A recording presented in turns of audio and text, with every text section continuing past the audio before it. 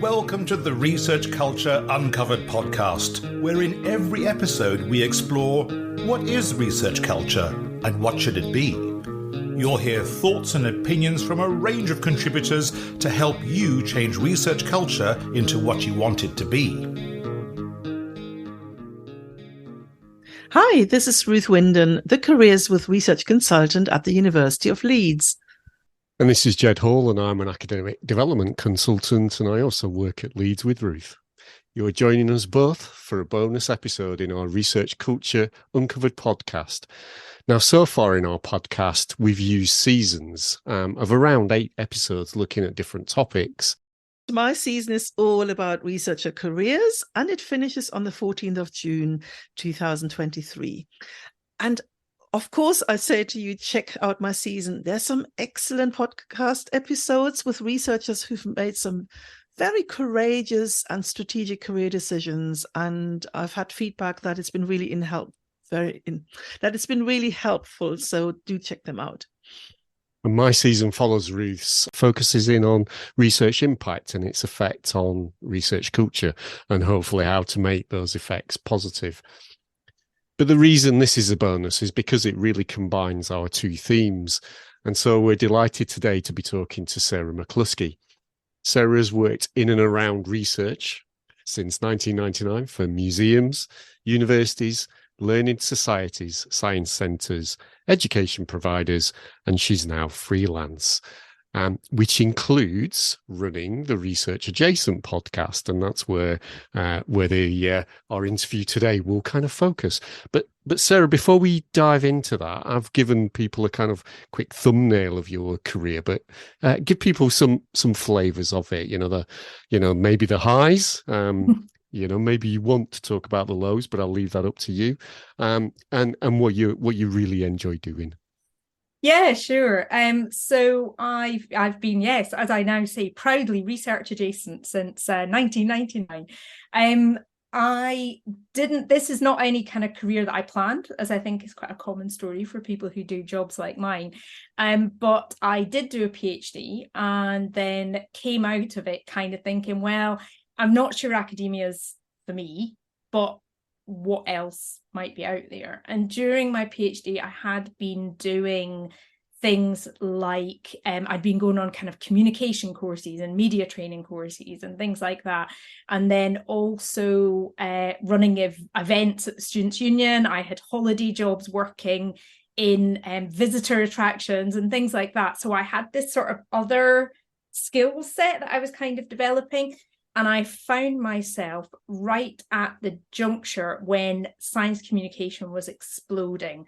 There were the Millennium Science Centres opening. It was very much starting to become a strong area of focus for places like universities, and found myself just with kind of the right skill set to move into that area of work. So that, and then in and around that is what I've been doing then now for about 25 years. And in terms of kind of highs and lows, it's been a bit of a roller coaster. I think I've just done so many different things and I can't claim to have had any kind of plan. It's more just been going where my interests took me, where the opportunities came up. But something that is a really strong thread that runs through everything that I have done is that I love learning about stuff, which is where the science comes in, and the research, actually. So I haven't just done all of my work in just science research. And then I love sharing that with people. So that's where the communication comes in, the education, even running events and things like that. It's creating spaces for people to learn about these things. And I think that's the thread that's really run through everything I've done. And in terms of, oh goodness me, there's so many things I've done that I'm really proud of. Career highlights: I used to run massive schools events, which the biggest was the Young People's Programme at the British Science Festival, which was over 6,000 children, which I ran in collaboration with a colleague, Colin Wilkinson. But then also down to some of the smaller projects and things that I've done I'm really proud of. I've done some work around co-production with people with lung health problems that I'm really proud of. We did an amazing exhibition in Durham based on a medical humanities research project that I worked with, called Catch Your Breath, which is just absolutely stunning. Really proud of it. There's websites and things about that out there. So I've just done all kinds of things, and I think that in itself, for me, that variety and that interest, that's almost a career highlight in and of itself. Fantastic. It sounds like, as you said, a real roller coaster with not too many downs, if you can have a roller coaster without downs. There have been downs along the way. I mean, some of the things that I talk about in the blog, I think with any job, I'm generally quite an optimistic person, and I think every job has had positive sides of it and negative sides of it.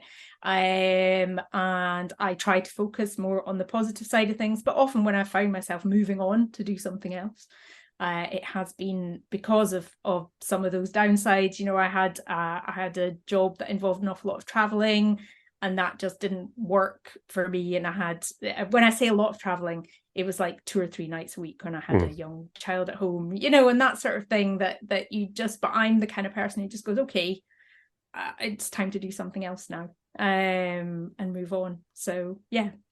Brilliant. So your podcast is called Research Adjacent, and you mentioned that as well in terms of, you know, your career being research adjacent, and proudly saying that since 1999. So can you give us the thinking behind why that title? Because certainly in some areas, like maybe some universities are using a different term, research enabler. So I just wondered, you know, just interested in terms of why research adjacent. Yeah, sure. I love the fact that everybody is trying to find the right language to talk about these roles. I think that is really, really important. And I think research enablers is a step in the right direction, but I don't think it quite encompasses everything that I mean by research adjacent. The term came about partly because when I went freelance, I was trying to figure out what to call myself. And I've done so many different things over the years that people would, and even when I talk to people I've worked with before, they're saying, "Oh, what are you gonna focus on?" And I was like, "Well, I don't know. There's like all the communication stuff." And they're like, "Yeah, but you don't just do communications, do you?" And I was like, "No, I don't." And then I was like, "But then there's all the engagement stuff." And I was like, "Yeah, but I don't just do engagement stuff." And then there's all the event stuff. And it's like, "Yeah, but I don't just do events. And I'm also, you know, there's all the education stuff, and I'm a qualified teacher and training and all that kind of stuff." It's like, well, what am I going to call it? And I think partly it came from, I've got a 12-year-old daughter, and lots of things in her world are described as something adjacent. It seems like a kind of language that the young folks are using nowadays. And I needed a name for a panel that I was organising at an event, which was about careers, and it was for ECRs, and it was about alternative kinds of careers that they might look at. And research adjacent just kind of popped into my head. And it was only afterwards I started to think about the fact that actually kind of described what I do and what I've done for my whole career. Because even when I've been working, with schools, a lot of that was working with universities and people who work in industry to help them to share their research through things like the STEM Ambassadors Programme and share their research with schools. Or when I was a college lecturer, I was training students in how to do research themselves. So there's that thread that runs through everything that I have done. And so research adjacent just seemed to fit. And the reason that I prefer adjacent to enabler is because, well, I'm definitely not a fan of support, which gets used an awful lot, because that creates this idea that the researchers are on some sort of pedestal and that everybody else is there to prop them up. And in many cases, that's not true. In many cases, a lot of the people in these research adjacent roles actually have a lot of influence. They make huge contributions towards funding applications, to strategic direction of research, to creating impact. So to just identify them as support it's just belittling, to be honest. And then enabling, I think, is great, because a lot of these roles do help to make the research happen. So I think enabling encompasses that. But what I talk about as research adjacent actually goes beyond that as well. And I think a lot of these roles, there's the research enabling roles, the roles that help research to happen. So that's the people who work in funding, they work in research management, they work in the university services and systems, they work in, I've got a librarian who's coming on my podcast quite soon, academic librarian, all these people who help to make the research happen. Then there's all the people who I think the focus is more on sharing that research with the wider world. And that includes people who work in knowledge exchange, people who work in research communications, people who work in outreach engagement, public involvement, all that sort of stuff. And I think enabling doesn't quite fit with what they do, because they're more about sharing it with the outside world. And the reason that I think we need a better way to talk about these roles is because people move quite fluidly between them. There is a lot of these are quite developing fields. So I've been in this space for 25 years and nobody has had a 25-year career doing public engagement, because public engagement didn't even exist 25 years ago. Research impact as a concept didn't exist 25 years ago. These are shifting and changing as time goes on. So we need a broader way to talk about these roles rather than the specifics of what they do, and to help people feel comfortable that they can move between them.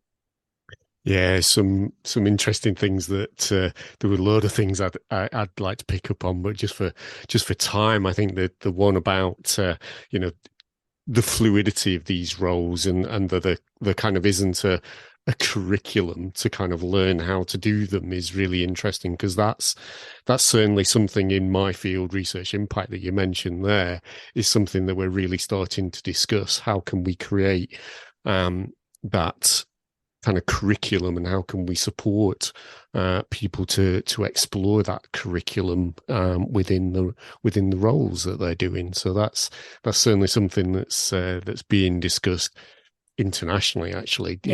Certainly being led by a guy called David Phipps in Canada through Research Impact Canada. So yeah, thanks for mentioning that. Now, because I'm a impact kind of nerd or geek, whichever is your favorite term, I was really interested in terms of, and I asked this question to ourselves. Ruth came to me and says, "Hey, let's do a podcast," and I went, "To do what? For what? What's the purpose?" So I'm always asking the impact question. So what were you hoping to achieve with your podcast, and do you think you're getting there, I guess? Yeah. Oh, I am legendary for the so what question as well. So what? Why are we doing this? Why am I doing this podcast? It's for a few different reasons. I think as these things often are. One of them is that I wanted to give these roles a voice. So there's a lot of talk about research culture at the moment, which I think is fantastic and really important and really overdue. What makes me slightly nervous is that in many cases, these kind of research adjacent roles are being left out of the conversation. I was particularly struck when I started the podcast. A lot of things all came together at the same time. But for example, the UKRI's new public engagement strategy, which came out towards the end of last year, makes vague reference to support infrastructure to enable public engagement. It makes no reference at all to the people who actually make this stuff happen. It talks about researchers, it talks about the people that they want to engage in the research. It doesn't acknowledge the fact that there are people in the middle who actually are absolutely essential to making it happen. And I think that happens too often. So partly I wanted to just say, look at all these great jobs that are out there, these amazing people who are doing fantastic things. to help make research happen and to help get research out into the world and get people involved in it. So partly it was that. It was just to kind of stand up a bit for my fellow research adjacent folks and show what's possible. So there was that. There was also the fact that in previous roles when I've been in universities, I've worked a lot with, and even current roles actually, I work with people coming out of PhDs, ECRs, people who are at that turning point of their careers and are looking at their options and often are quite fragile and quite anxious about what the future holds. And I wanted to provide an alternative story. And rather than just saying, oh, you know, only 25% of people stay in academia or whatever it is, it might even be less than that, I'm just making up numbers, rather than just saying 25%, you know, 75% don't make it, tough, but maybe saying, look, here's other things that you could do where having an understanding of research is really valuable. So that was another reason that I wanted to do it as well. And then on a purely selfish reason, because I'm freelance, it gives me an excuse to get to talk to lots of really interesting people rather than just sitting in my house on my own. So those were all the reasons that I started it. In terms of whether it is working, it's certainly been great for me, and I've met so many interesting people and had so many interesting conversations. It's been fantastic. And I've had some amazing feedback. Actually, I've had people who are people embracing the term research adjacent, saying, yes, this describes me, this describes what I do, I love it, I'm going to use it. One person, Jenny Brady, who was a guest on my podcast, who said, I am Captain Research Adjacent. So there's people really embracing the term, people saying that they feel seen for the first time, that they feel somebody is talking about the problems that they are having, because often these kind of roles are quite isolated. You know, there might be one person in a department, and in some places it's more coordinated, but other places not so much. So people saying that they feel that they've been seen and heard, and also a lot of people whose focus is on careers, actually again with that message of here are things you can do, career options. Quite a few careers people getting in touch as well and saying that it's a really valuable resource, and they've been recommending it to people that they work with. So all of that is fantastic feedback. Yeah, I just hope that continues to grow. Yeah, absolutely. I'm very supportive of that. But it is, you know, it is the biggest question, isn't it, in terms of how do we know we're meeting our aims? And that's a challenge that we're starting to really try and get our heads around with our own podcast. Kind of, you know, are we making a difference to research culture just across the piece, and with all our different flavors, whether that's Ruth's in terms of careers, whether it's mine in terms of impact, whether it was Nick's in terms of open research, you know, all of those different practices, you know, are important to test whether we're having an effect. So great to hear that you're getting that great feedback.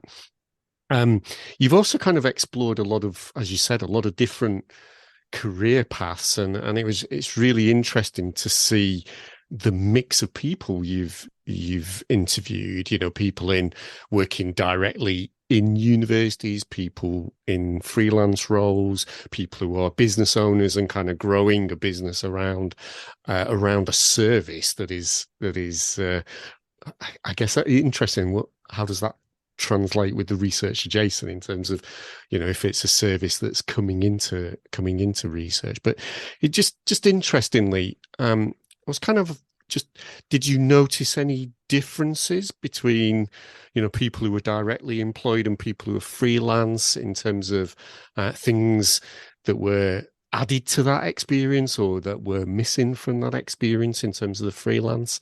And kind of final question on that, in terms of for you've had experience in both camps. So what for you is the kind of positives and negatives in terms of, you know, standing on your own 2 feet and growing a business? Yeah, I think I've noticed some differences between what people do in different sectors, which has been interesting. I've got a few people coming up as well who work in charities and other organisations as well. So I take a very broad view of what's considered research adjacent, not just roles that are in university, but anywhere that people are helping research happen, helping to get it out into the world. And I think that the research culture question is a conversation that's really only happening in universities. So I think I've noticed that. And I've got somebody coming up in a few weeks' time on the podcast. We've had a brief introductory interview, a brief introductory chat. And she has moved from working in a university into a charity, but doing quite a similar role, but in a charity. And she's really, she just feels the whole environment's very different in a charity, and there's much more sense of everybody being kind of aligned towards the same aim and working as a team and all that sort of thing, compared to being in a university. So I think that's the research culture question is a very academic one. I think that a lot of the people who I talk to who have gone freelance, it's because there weren't opportunities for them within the university structure.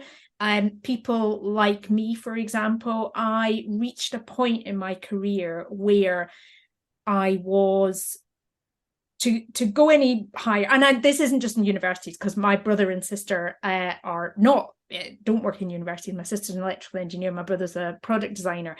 They've had a similar thing. You reach a level of seniority where either you go into management or you start to help develop the next generation that's coming up. And I think that the only opportunity that was available to me in a university sector was going into management. And I tried it, and it didn't suit my strengths and interests and all that sort of thing. There weren't opportunities within the academic environment to move into this developing the next generation side of things, and actually bringing that focus on becoming a real expert in doing the work rather than managing other people doing the work. And a lot of the freelancers that I've spoken to, they've had a very similar experience. So they've gone freelance so that they can specialize in the communications or the training or the creating that content or the relationships, or whatever it is that their focus is. They've tended to go into the freelance world so they can do that because the opportunities don't exist. And so that certainly resonates with my story. Obviously, and I don't know as well, the conversation, my heart absolutely goes out to anybody who is facing redundancy, struggling with short-term contracts, all that sort of things. That, again, is a conversation that's only really happening in academia. And I don't know if it's that people going into something like the charity sector know that maybe it's a bit unstable and it depends on how much funding comes in. I don't know. Maybe it's just a different mindset. But the job security conversations seem to be slightly different. Obviously, people going freelance know that the job security is out the window. But then there's that sense of having personal control over it that you've got when you're freelance. So so those are some of the differences I've noticed. I don't know if that's quite what you're thinking of. And in terms of my personal experience, I love the fact that I get to just go back to being curious again, which was something that was lacking when I was in, as I say, I was in quite a senior role in a university. I had a lot of responsibility. I was having a lot of influence on the strategic direction of research. But I also was spending a lot of time doing health and safety audits and managing the building and that sort of thing, which didn't set my heart alight.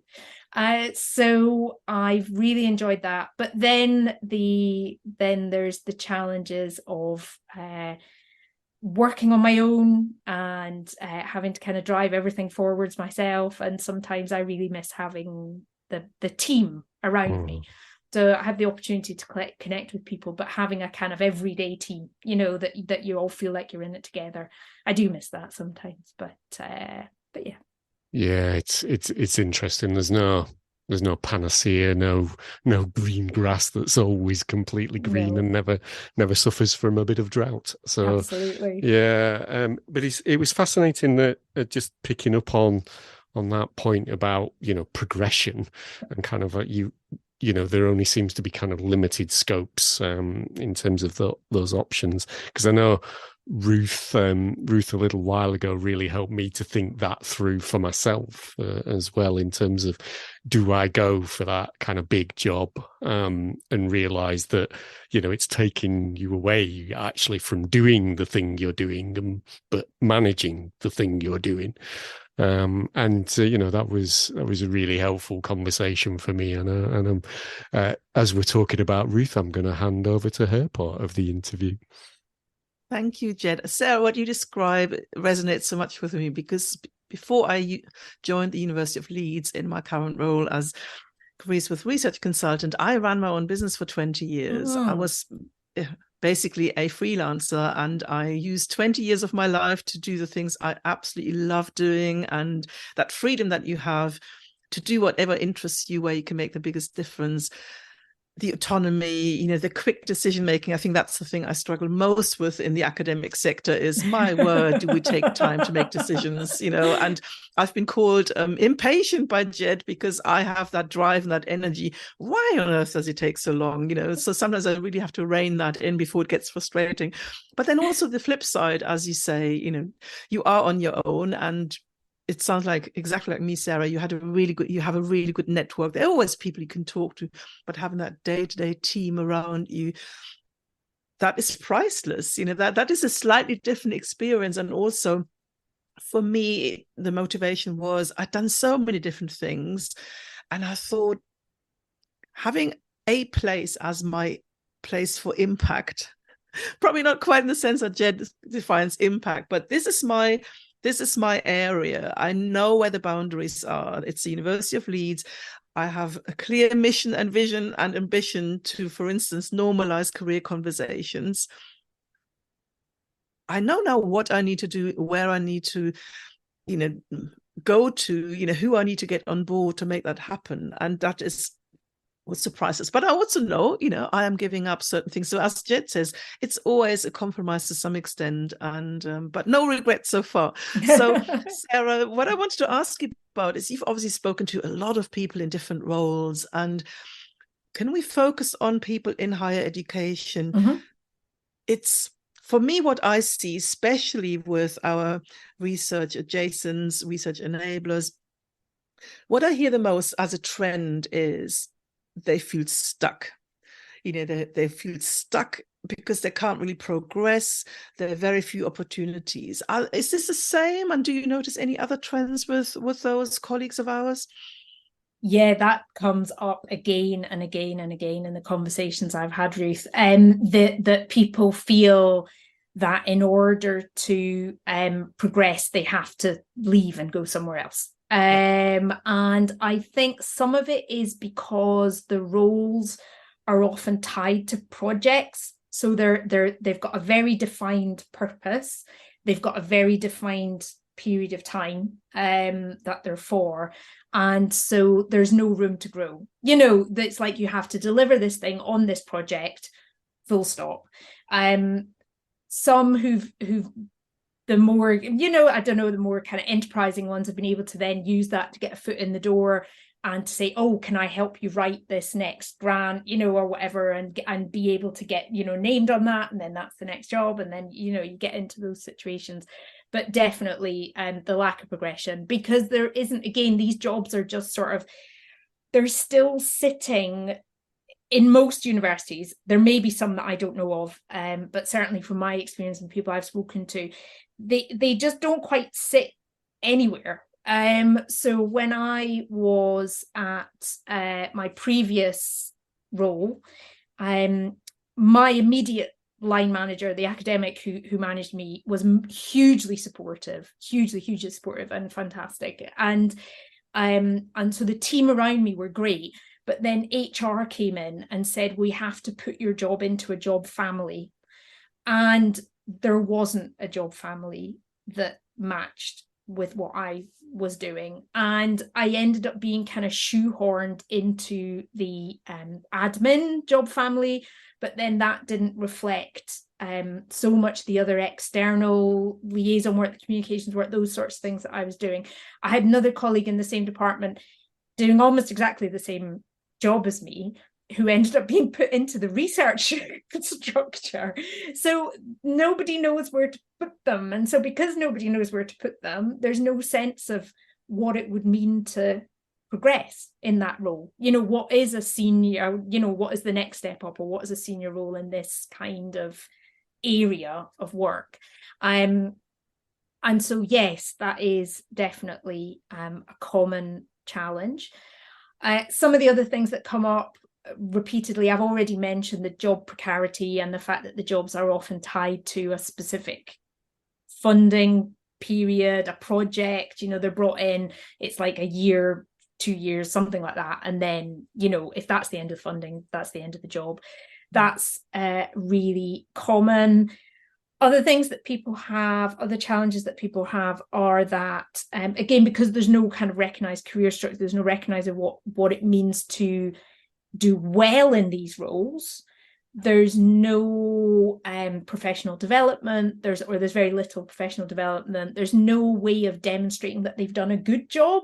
And so to have that conversation about moving forwards. So I think all those are things that come up really commonly.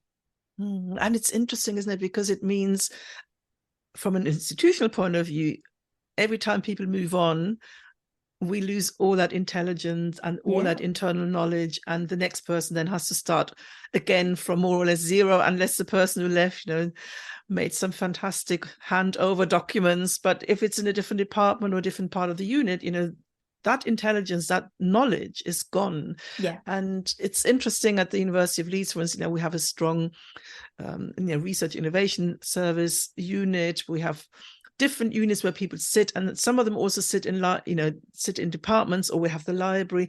But as you say, there is very little in terms of what does career development mean, where is the progression, what does it mean to do a good job? And I think there is a huge challenge for universities to develop that. I mean, one thing I noticed, for instance, is also in the area of project management.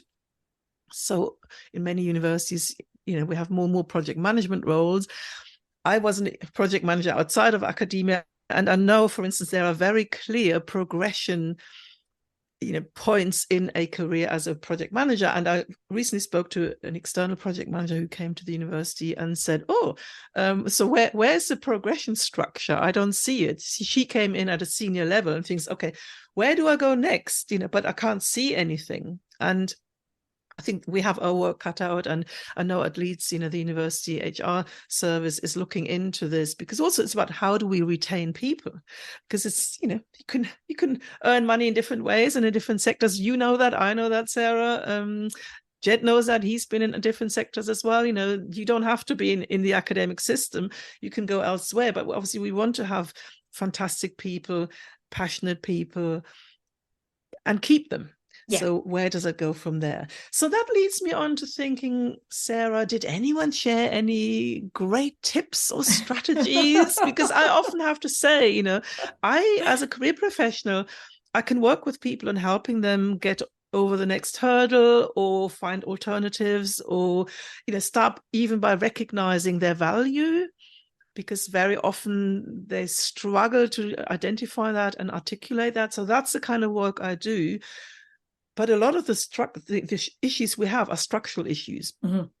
And so, what do you do in that context? But are there any tips you picked up from those conversations that are worth sharing? I'm sure there must be one or two. I think there's some. I think in terms of specific tips, the general one seems to be, that comes up again and again and again, is from conversations I've had, is being open-minded and keeping your eyes open, being interested in everybody, getting to know people, just keeping your ears out for where the next opportunity might be, and being helpful, being off, doing, not in the sense of like overworking, but just helping where you can, and and doing what you can to contribute, and then getting a bit of a name for yourself. So I think that definitely comes up a lot. Being kind of willing to jump and go, when the opportunities present themselves, and that's something that comes up. So being a bit kind of personally, not expecting your manager to say, we're going to promote you and then we're going to do this, having to take a bit of charge of it yourself, it definitely comes up a lot. But in terms of beyond that, in terms of, like you say, structural and institutional things, a lot of good conversations are happening. I think that's the main thing that I would say. It's great to hear that Leeds is looking at this. I know that the National Coordinating Centre for Public Engagement, they're doing a bit of work with an organisation called Praxis Oriel, who are knowledge exchange. So the public engagement people and the knowledge exchange people are getting together to talk about what might a kind of standard job description look like, or what might a progression framework look like for these kinds of roles. I know that ARMA is looking at this as well, so the Association of Research Managers and Administrators. So there's lots of these professional organisations are looking at it.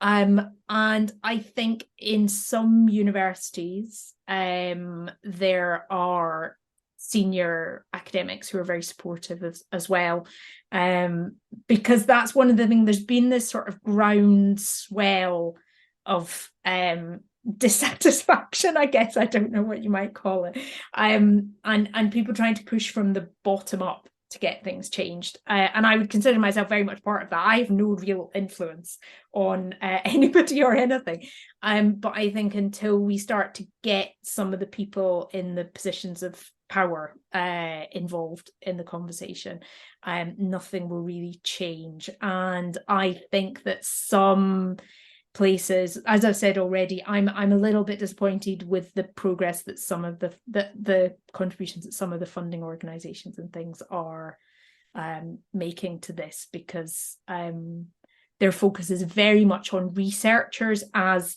if they are the only people that do the research, whereas I think research is something that is done by a team, and that team includes academics and technicians and administrators and communicators and impact people and knowledge exchange people and funding people and the whole lot. And until we start thinking of it like that, I think things might not change as quickly as we would like. It's that holistic view that you're bringing, isn't it, Sarah? Because there's so many different aspects, so many different roles, and together we make that difference. But I also see a very slow but steady change coming. And as you say, I see a lot of initiatives and people are becoming more vocal about, because, but we know without the structural changes, there is only limited impact that we can have with supporting people. I totally agree with that. It was interesting that you talked about, how proactive research adjacents have to be, and that is music to my ears, because that's what anyone needs to do with their career management. Yeah. And so they're not necessarily different as but I often think they're almost like entrepreneurs. They always have to look, where's the next gig coming from, what's my expertise, what difference do I make, who can I talk to? And I always say it always starts with a good conversation. And that's also with the people I had conversations with the researchers, the ECRs.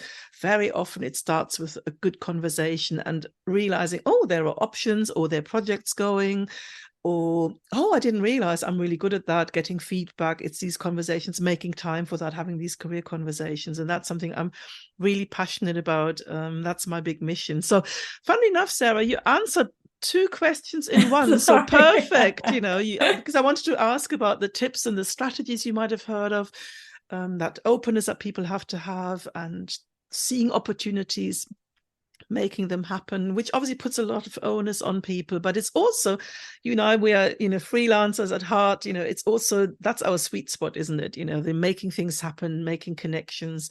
But it can be hard, especially when you also have a full-time job to hold. Let's be honest about that, But it's probably at the moment the best thing that we can recommend, and also your observations about, what's happening in the structural sense in terms of funders and different organizations active in the space. And also the Wellcome Trust put, a big call for research proposals out recently that also focus more on the research adjacents and enablers. So there is some movement, isn't there? Yeah. So wonderful conversation, and it's so good to see you are making an impact. And I also think, okay, we might not change the world, but it could be one podcast episode, Sarah, that just makes someone think, oh, I didn't know you could do that, or oh, I had never thought of that, and I think that's what we're doing, isn't it? So I wouldn't really want to say, Sarah, oh, you're not making any impact, because you obviously have listeners, you get feedback, and that's, I think, a challenge that we see when you have a podcast. How can people feed back to you? So I do a lot more on LinkedIn these days, and people are commenting. It's an interesting medium, unless they give us a review on Apple or whatever they want to give us a review. How do you know whether we're doing a good job? And apart from when you go to events, you say, oh, I've listened to episode X, and I really enjoyed it. And what did you enjoy? That's sort of how, I think, how we're trying. It's all anecdotal. So I know Ged will be saying, well, anecdotal. Where's the statistics? We need to measure it, and I'm looking at Ged to come up with a system for us to measure our impact. That would be amazing. I think it's always as well. It's done me well throughout my career. As I say, I've done a lot of kind of following my nose and just see what seemed interesting to me. And I think I've talked a lot to researchers over the years about when you think about impact, sometimes it's thinking not so much about the impact you're having out there, but the impact you're having close to home. And if the only impact of it is that I get more confident about talking to people, I expand my network, I feel more confident talking and things like this, happier to be a bit more visible and put myself out there a bit more, then that's had impact on me. So I think that in itself is worth. Wise words. And I'll hand over to Ged now, who I'm sure wants to say something about this as well. Yeah, thanks, Ruth. You keep making me sound like I'm just the prophet of doom. What impact are you having, and how do you prove it? That's just anecdotal. It's like never, Ged, never. Yeah. So Sarah, thank you for such an interesting conversation. And Ruth and I both wanted to thank you for your podcast, because it highlights so many different careers that are involved in research, and are actually fundamental to, as you said, to the research happening. So thank you very much for kind of highlighting all of those different career paths and career options.